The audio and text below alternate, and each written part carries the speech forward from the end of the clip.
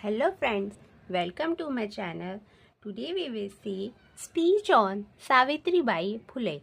Good morning everyone. Today I want to talk about Savitribai Phule, a great leader and teacher.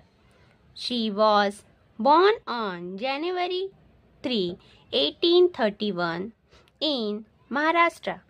She became India's first female teacher and worked hard to educate girls. Along with her husband Jyotirao Phule, she started the first school for girls in 1848. Savitribai helped poor people and fought against unfair practices like child marriage. She also encouraged widows to live with respect and dignity.